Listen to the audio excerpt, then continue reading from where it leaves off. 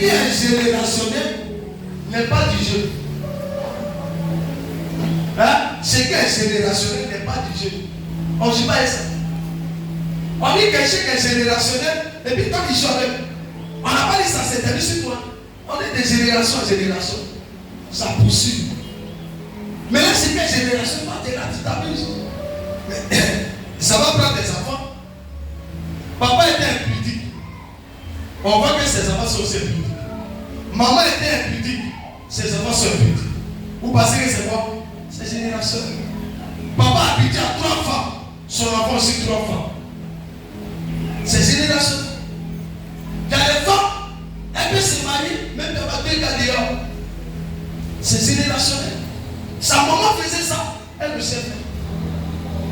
Ça ne vient pas d'elle, mais ça vient de son sang. Le sang qu'elle a porté.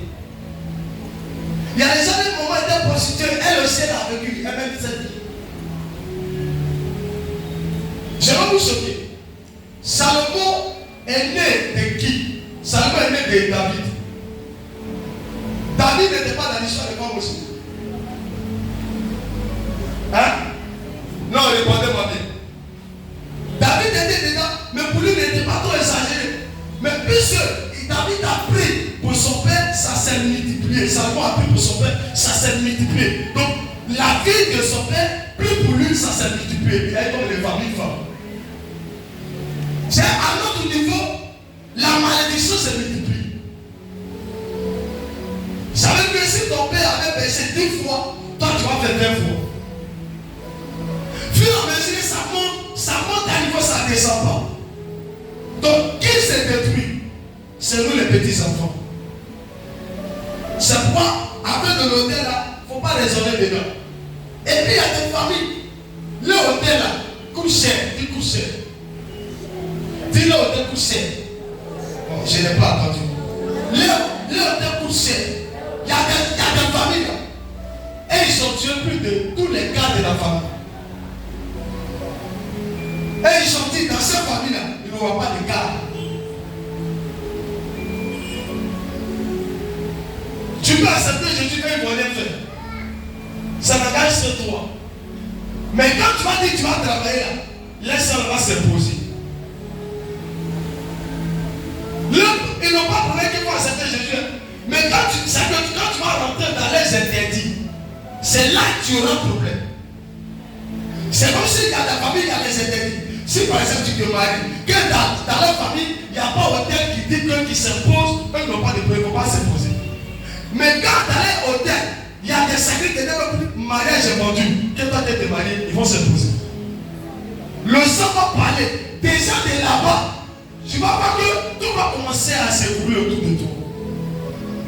Tu vas voir que tout va commencer à devenir compliqué.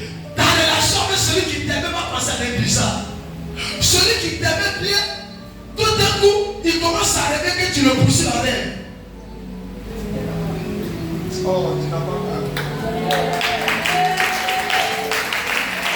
Le monsieur qui était géré, il commence à reculer. Ils sont frères, Jonathan, il n'a pas pris ta manière. Regarde ce que Jonathan fait. Comme ils sont en communication avec Jonathan va voir que cette famille, il va dire qu'il ne va pas cette femme. Il ne va pas lui dire la vérité, il va dire que cette femme a un problème. Mais il ne va pas définir le problème.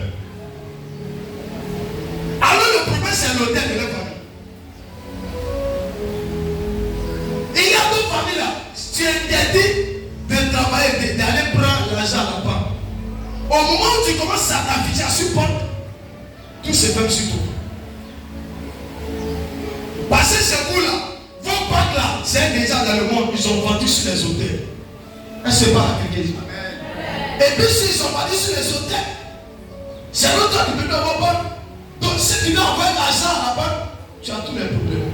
Soit ça disparaît là-bas, soit les problèmes commencent.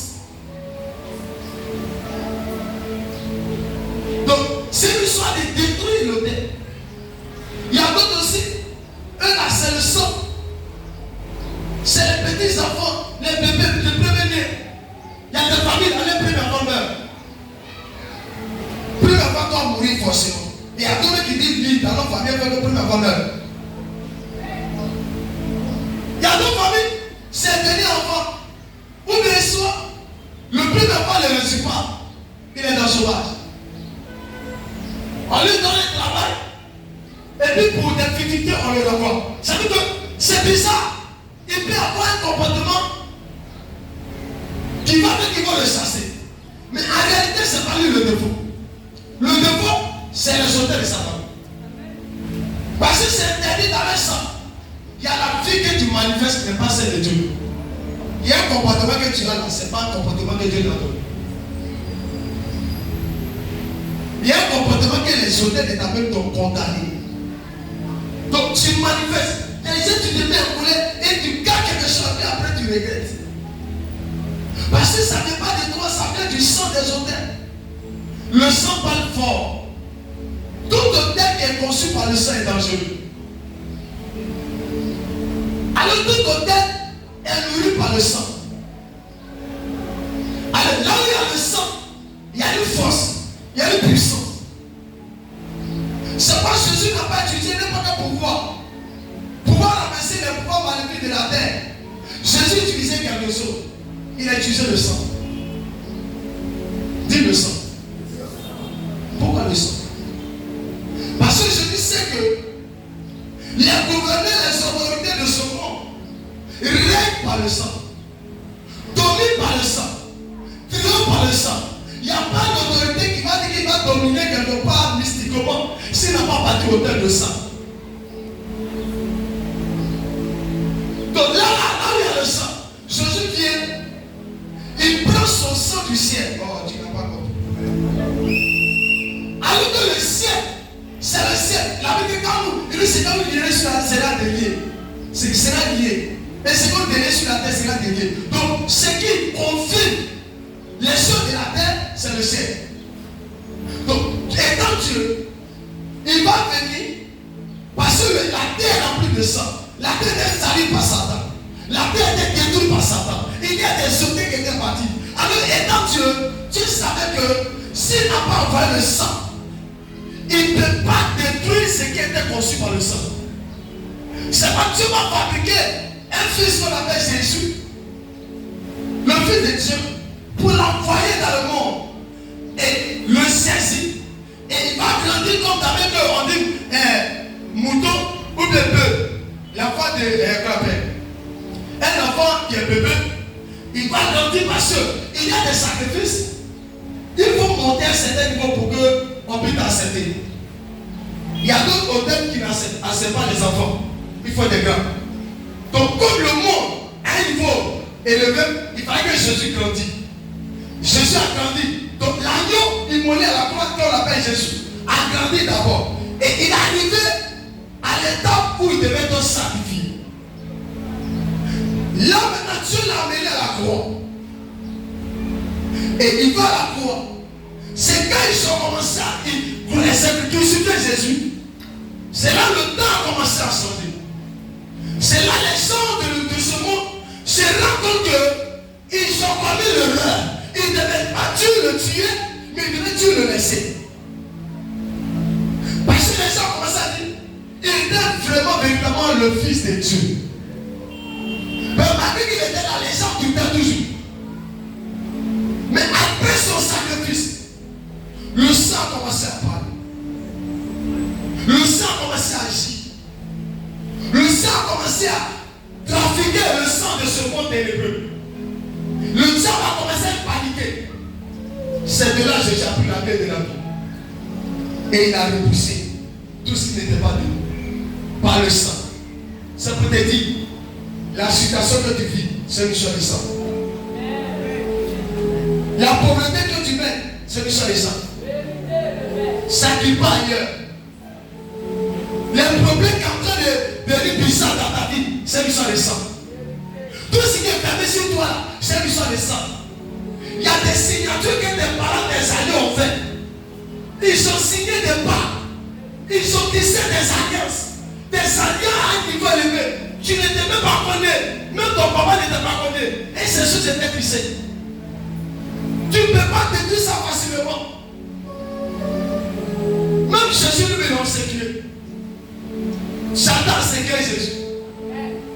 Si ton père est séculier, c'est pas ton papa séculier. Et lui, c'est comme ils avaient vu le monde en train de faire là. Ils vont faire ça aussi. Est-ce que vous avez compris? La difficulté comme j'ai vu sur moi là, vous avez vu ça aussi. Il n'a pas dit que c'est que lui l'a vécu, on ne va pas vivre. Il dit la même manière que je t'ai persécuté. Vous serez persécuté à cause de moi. Il y a plusieurs chrétiens qui ne savent pas. Parce que l'ignorant les a tués. Ils n'ont pas reçu l'évangile biblique. Ils n'ont pas reçu un pasteur qui n'a pas pris le temps de lire la Bible, d'expliquer les choses. Il n'a pas approfondi l'évangile, dont les gens se sont paniqués. Il a dit c'est vrai que les prophéties, mais après les prophéties, il y a un travail à faire. Dis à ta soeur, le diable, il vit sur l'autel. Sorcier, il vit sur l'autel. Mystique, il vit sur l'autel. Démoniaque, il vit sur l'autel. Satanique, il vit sur l'autel. Même tous ceux qui gouvernent, ils vivent sur l'autel. Toi, tu vis sur quoi? Toi, tu es assis sur quoi? Ta famille vit sur l'autel. Ton village vit sur l'autel. Parce qu'on voit que les villages ne s'unissent, il y a des décisions, des décrets aussi. Il y a des pas. Il y a des familles qui sont unies. L'autre famille qui était de l'autre côté. Il y a des villages qui sont en 23. Ils se sont unis. Ils ont signé des accords. On est à partir d'aujourd'hui dans cette génération de familles, dans notre village, voici ce qu'on doit voir. Souffrance. Chez vous là, on doit avoir travail. Ici là, on ne doit pas avoir travail. Ici là, on ne doit pas avoir mariage. Ici, on ne doit pas avoir enfant. Tu es joli, il n'y a pas enfant. On pousse ça sur toi. Ça est dans ton sang. Tu te trouves en Europe, tu ne fais pas enfant. L'esprit n'a pas de limite. Donc même si tu es en Europe, c'est pas les gens, les papas, on les a mis au monde en Europe. Mais la même vie que la situation que nous vivons ici, elle vit ça là-bas. Si c'était une histoire de pays, il allait vivre la souffrance, c'est l'histoire de sang. L'histoire de sang là, c'est comme si tu es encore loco. Hein? Tu prends le sang de quelqu'un. Si le terre part, ça va agir sur toi. Je suis venu te dire, tu dois apprendre à te sacrifier toi pour sortir de la bouche. Tu dois apprendre à prendre une décision sur toi vie. Écoutez-moi, je vais vous dire quelque chose qui va choquer.